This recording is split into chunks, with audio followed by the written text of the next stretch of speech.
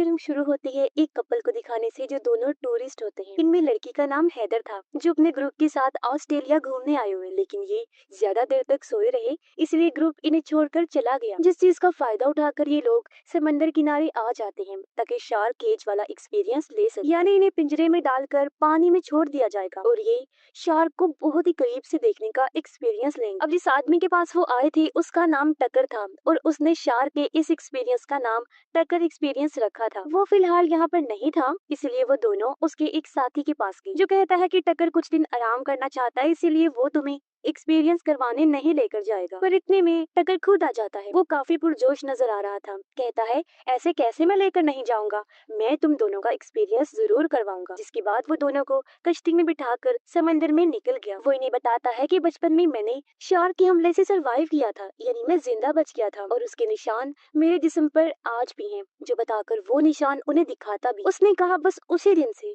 Shark से मेरा अजीब सा लगाव बन गया। ये सुनकर हैदर कहती है, ये जॉब तुम्हारे लिए कितनी मुश्किल होगी मैं समझ सकती हूँ। काफी डरावना एक्सपीरियंस रहा होगा तुम्हारा। शार्क के हमले से बचे थे और अब उनके बीच में ही काम करना पड़ रहा है। तुम्हारी जगह अगर कोई और इंसान होता ना तो समंदर को कभी देखता तक नहीं। इस पर टकर ने कहा, नहीं नहीं, वो इसमें शार्क की कोई गलती नहीं है। और वो समंदर में खून फेंक देता है और इन दोनों को पिंजरे में डालकर पानी में छोड़ दिया गया, जिससे बहुत सारे शार्क्स इनके चारों तरफ आ जाती हैं। और यही होता है इनका शार्क केज एक्सपीरियंस, जिसमें वो शार्क को इतने करीब से देखकर काफी एंजॉय करते हैं। वो इस बात से भी खुश थे कि जब तक इंसान झटपटाता नहीं, डरता नहीं, शार्क भी गुस्से में नहीं आती, न हमला करती। वो दोनों हंसी खुशी पानी से बाहर आ जाते हैं। टकर का शुक्रिया अदा करके वहाँ से जाने ही वाले थे कि तभी वो अपना असली रंग दिखाता है। अचानक से हैदर की दोस्त के गले में चाकू मारकर उसे दोबारा पानी में फेंक देता है। ये देख हैदर जोर जोर से चिल्लाने लगी, मदद के लिए पुकारती है, लेकिन बीच समंदर में उनकी आवाज सुनने वाला कोई भी नहीं था। और अब टक्कर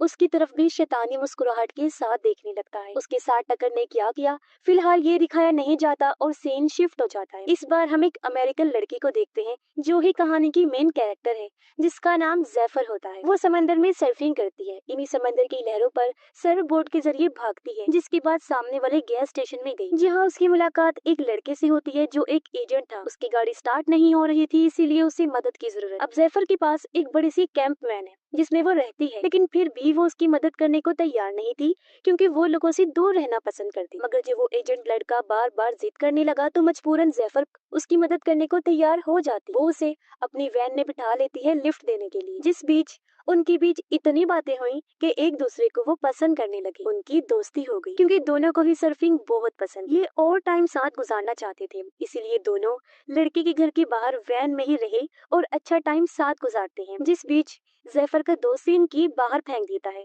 जो सर्फ बोर्ड में फिन लगाने के काम आती। अब जैफर का दोस्त इस रिश्ते को लेकर बिल्कुल सीरियस हो गया था, इसलिए वो जैफर से कहता है कि हमें एक साथ रहना चाहिए क्योंकि मुझे लगता है हम किसी वजह से मिले हैं। लेकिन जैफर की आदत अलग थी, वो हमेशा एक जगह पर रुकना नहीं चाहती। वो तो उसके दोस्त के घर के अंदर तक नहीं गई। लड़का अकेला ही खाना बनाने के लिए घर के अंदर जाता है और जब तक वो वापिस आया जैफर वैन लेकर जा चुकी थी, जिससे उस बेचारे का दिल टूट गया, जबकि वो अभी भी उसे याद कर रहा था। जैफर सीधा बीच पर जाती है सर्फिंग करने के लिए। अब उसे सर्फ बोर्ड में फिन लगानी थी, लेकिन फिन की तो उसके दोस्त ने फेंक दी थी, इसीलिए वो पास खड़े ट्रक में से फिन ढूंढने लगती है, जो ट्रक था टकर का, जो अब खुद भी पीछे से आ जाता है। अब फिन की तो उसने दी, लेकिन बातों बातों में वो उससे जरूरी बातें भी उगलवाता है, जैसे वो अकेली है या किसी के साथ है, क्योंकि इसके बाद वो अपनी अगली चाल चलेगा। जैसे उसने हैदर और उसके दोस्त से उगलवाया था कि उनका ग्रुप उन्हें छोड़कर चला गया, लेकिन जैफर उसकी बातों का ठीक से जवाब नहीं देती, इसीलिए वो चिढ़कर अपना ट्रक लेकर वहाँ से चला जाता है। तभी जैफर के पास उसके उसी दोस्त का मैसेज आया जो कह रहा था कि हम दोनों मिले। अब जैफर भी उसे बुलाना चाहती थी,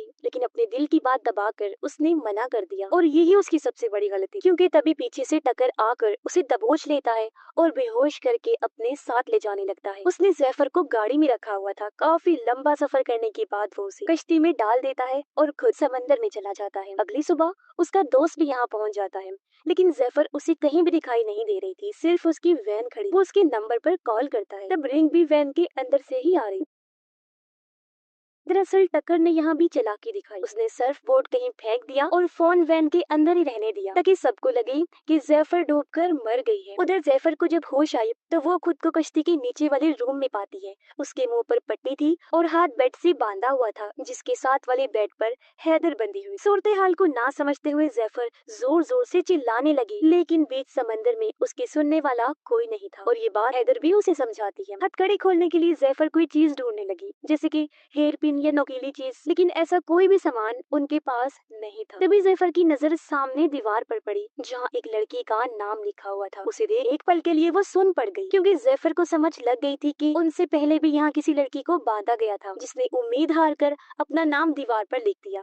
जब उसे यकीन हो गया था कि मैं बचकर नहीं निकल पाऊंगी। अब जैफर तो आजाद होने की हर कोशिश करती है, लेकिन हैदर कुछ नहीं करती, बस लेटी रहती, क्योंकि वो पहले ही सब कुछ कर चुकी है, इसलिए थक हार कर लेट गई। इस बीच टक्कर ऊपर बैठा आराम से मछलियाँ पकड़ रहा था। जैफर हैदर से पूछती है, क्या तुम्हें कोई ढूंढ रहा होगा? हैदर बताती है, एक लड़का मेरे साथ था, बस उसने ही मुझे ढूंढना था, लेकिन इस कश्ती पर उसके साथ भी बहुत बुरा हुआ। ये सुन जैफर ने अंदाजा लगा लिया कि टक्कर ने उसे भी मार दिया होगा। फिर हैदर उससे पूछती है, क्या तुम्हें कोई ढूंढने आएगा? जैफर जवाब देती है, आ तो सकता था, लेकिन अब नहीं आएगा। मगर उसका दोस्त तो अभी भी उसके बारे में ही सोच रहा था। वो एक बार फिर बीच पर जाने लगा। तभी वो देखता है कि जैफर की वैन को कहीं ले जाया जा रहा है। उसे काफी अजीब लगा। वो सोचता है, जैफर का ये घर है, इसके बगैर वो कहाँ रह रही होगी। उसकी फिक्र बढ़ती जा रही, इसीलिए वो सीधा पुलिस स्टेशन जाता है और यहाँ से वो जैफर को ढूंढने लगता है। उधर पूरी रात हाथ पैर मारने के बाद जब जैफर आजाद नहीं हुई तो थक हार कर वो वहीं बैठ गई। तभी उसने नोटिस किया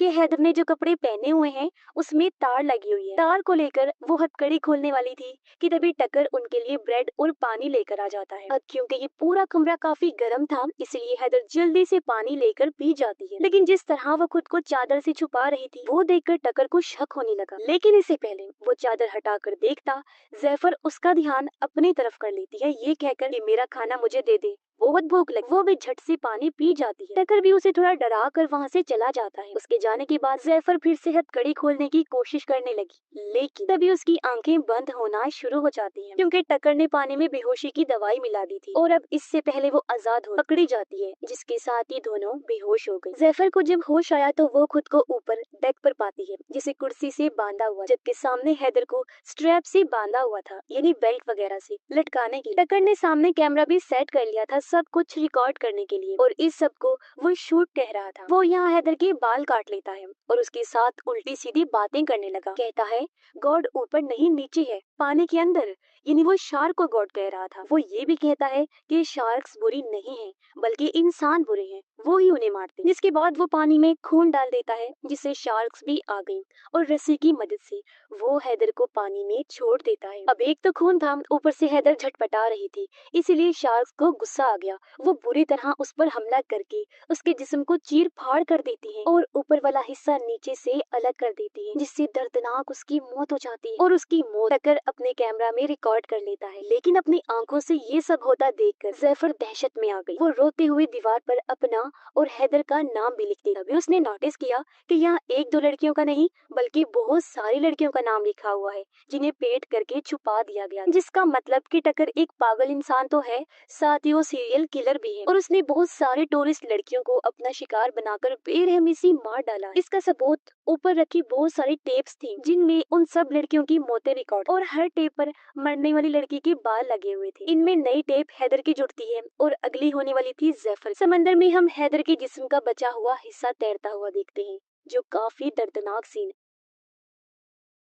जैफर का दोस्त सर्फिंग करने की बात अभी भी बीच पर भटक रहा था, जहां उसे जैफर का सर्फ बोर्ड मिला, जिससे उसकी परेशानी और बढ़ जाती है। वो सोचता है उसका सारा सामान आस पास ही है, तो फिर जैफर कहाँ पर है। रात को टक्कर फिर से नीचे आया जैफर के लिए पानी और बेड लेकर, लेकिन जैफर जो गुस्से से भरी हुई थी वो टांग मारकर ट्रे गिरा देती है और उसके मुंह पर ही कह देती है कि तू खुद को शार्क समझता है ना, लेकिन तू शार्क नहीं, एक कीड़ा है, सिर्फ एक कीड़ा, पागल कीड़ा। जो सुनकर टक्कर वहाँ से गुस्से में में चला गया। अब जैफर वहाँ पड़ी बाल्टी को तोड़ती है, जिसकी मदद से उसने नुकीला हथियार बना लिया था, क्योंकि उसे पता था कि टकर दोबारा जरूर आएगा। अब जैफर ने पानी तो पिया नहीं था, इसलिए टकर उसे बेहोशी वाला इंजेक्शन लगाने जाता। जैसे ही वो पास आया, जैफर वो नुकीला हथियार उसकी गर्दन में घुसा देती है, जिससे वो पीछे जा गिरता है। जैफर जल्दी से चाबी लेकर खुद को खोल भी लेती है और वहाँ से भागने लगी, लेकिन तब तक टकर भी उसकी टांग में इंजेक्शन लगाने में कामयाब हो गया। भागकर वो ऊपर आई, रेडियो के जरिए मदद मांगती है, लेकिन आगे से कोई जवाब नहीं आता। तभी उसे सामने एक कश्ती दिखाई दी, इसलिए वो जोर जोर से चिल्लाने लगी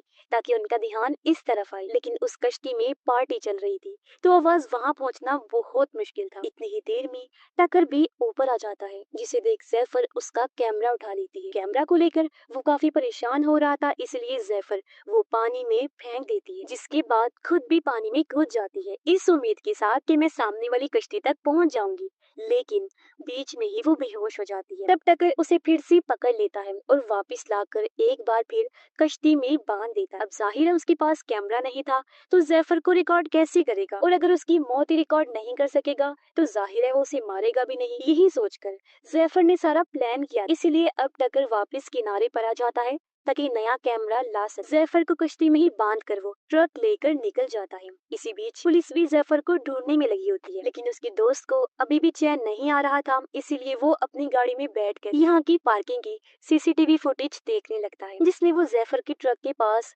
टकर के ट्रक को देखता है। उस पर टकर एक्सपीरियंस का लोगो देखकर वो थोड़ा सर्च करता है और उस जगह का सही एड्रेस निकाल कर आखिर उस कश्ती तक पहुंच जाता है। जैसे अंदर आया, उसे नीचे से जैफर के चिल्लाने की आवाज आई, इसीलिए वो जल्दी से दरवाजा तोड़कर अंदर आया और फाइनली जैफर के पास पहुंच जाता है। वो उसे देखकर खुश भी थी, साथ ही हैरान भी कि आखिर ये कैसे बिना किसी क्लू के मुझ तक पहुंच गया। हालांकि ये चीज नामुमकिन, वो भी तब जब मैं उसे छोड़कर आ गई थी और उसे मेरे बारे में कुछ पता भी नहीं था। लेकिन ये बात तो सच हो गई थी जो उसकी दोस्त ने कही थी कि हम किसी खास मकसद से मिले हैं। जैफर उसे कहती है कि जल्दी से ऊपर जाकर कुछ लेकर आओ जिससे मैं आजाद हो सकूं, और जल्दी से पुलिस को कॉल कर दो। अब कॉल करते हुए उसका दोस्त ऊपर जाने लगा, लेकिन बदकिस्मती से ऊपर टक्कर आ गया जो उसे पकड़ लेता है। पुलिस को फोन लग भी चुका था, लेकिन इससे पहले वो कुछ बोल पाता टक्कर उसका फोन तोड़ देता है, फिर वो मार कर उसे जख्मी कर देता है। लेकिन किसी तरह जैफर का दोस्त भी उस पर हमला करके पीटने लगा और गला घोंट कर उसे मारने ही वाला था कि तभी पीछे से टक्कर का साथी आकर हमला कर देता है, क्योंकि वो खुद नहीं जानता था कि टक्कर कितना बुरा इंसान है और वो करता क्या है। वो जब जैफर को चिल्लाते हुए देखता है तो अब जाकर उसे सारी बात समझ आई, लेकिन क्या फायदा, क्योंकि काफी देर हो चुकी थी। टक्कर उसके सर में हुक घुसा देता है, जिससे मौके पर ही उसकी मौत हो गई। टक्कर ने सोचा कि किनारे पर रुकना ठीक नहीं होगा, इसीलिए वो कश्ती लेकर एक सुनसान आइलैंड पर जाने लगा और जैफर की दोस्त को भी उसने जैफर के साथ वाले बेड पर बांध दिया था। उसका दोस्त जेफर से अपने दिल की बात करने ही वाला था कि तभी यहाँ टक्कर आ गया और वो दोनों को ऊपर ले आता है, क्योंकि उसने फैसला किया था कि इनमें से एक को मारकर आज एक टेप दिन में ही रिकॉर्ड करनी पड़ेगी। वो अपने साथी की लाश को पानी में फेंकता है, जिससे वहाँ शार्क्स आ गई और फिर रस्सी के सहारे जेफर के दोस्त को भी पानी में उतार देता है। हालांकि शार्क्स उसके बहुत करीब थी, लेकिन उसका कुछ बिगाड़ नहीं पाती, क्योंकि वो जेफर की बात मानकर जरा भी नहीं डरा, शांत रहा। अगर डरता और झटपटाता तो यकीनन हमला हो सकता था। अब क्योंकि वो बिल्कुल सही था, इसलिए टक्कर उसे बाहर निकालकर वापस कश्ती में ले आता है दूसरा तरीका आजमाने के लिए। इस बार उसने जेफर के दोस्त के जिस्म पर बहुत सारे कट्स लगाए और फिर उसे पानी में छोड़ा, यानी कि अब उसके बचने के चांसेस बहुत ही कम। लेकिन तभी टक्कर की नजर वहाँ आ रहे हेलीकॉप्टर पर पड़ जाती है जो जेफर को ढूंढ रहा था, इसलिए वो उन दोनों को फिर से नीचे ले जाकर बांध देता है। अब शार्क से तो उसकी दोस्त की जान बच गई थी, लेकिन उसकी हालत बहुत खराब थी, खून बहने से उसकी मौत हो सकती थी। उसकी हालत देखकर जेफर अपना हाथ हथकड़ी से निकालने की बहुत कोशिश करती है, लेकिन कोई फायदा नहीं होता। अब उसे कुछ और नहीं सोचा, वो अपना अंगूठा तोड़ लेती है ताकि हाथ बाहर निकाल सके, लेकिन इसके बावजूद भी हाथ बाहर नहीं आता। फिर उसने और भी खतरनाक चीज की, अपने दांतों से बाकी अंगूठे का हिस्सा अलग किया। हालांकि उसे बहुत तकलीफ हुई, लेकिन अब जाकर वो आजाद हुई। तभी यहाँ टक्कर भी आ गया उसे बेहोश करने के लिए, लेकिन वो उसे ही चकमा देकर रूम से बाहर चली गई, उसे अंदर ही लॉक कर देती है। लेकिन टक्कर बहुत चालाक था, उसे बाहर निकलने का दूसरा रास्ता पता था। ऊपर आकर जेफर कश्ती को स्टार्ट कर देती है, लेकिन टक्कर रूम से बाहर आकर पूरे सिस्टम को ही बंद कर देता है। अब कोई और रास्ता नहीं था, इसीलिए वो टक्कर से भिड़ गई। काफी देर तक उसे लड़ने के बाद पानी में कूद जाती है सामने वाली आइलैंड पर जाने के लिए जहाँ शादी चल रही थी। लेकिन मुसीबत उसके लिए बहुत, क्योंकि हाथ में से खून निकल रहा था, पानी में शार्क्स थी और पीछे से छोटी कश्ती लेकर टक्कर भी आ रहा था। इसके बावजूद भी पूरा जोर लगाकर वो पानी से बाहर आइलैंड पर आ जाती है, लेकिन कुछ कर पाती पीछे से टक्कर आकर उसे पकड़ लेता है।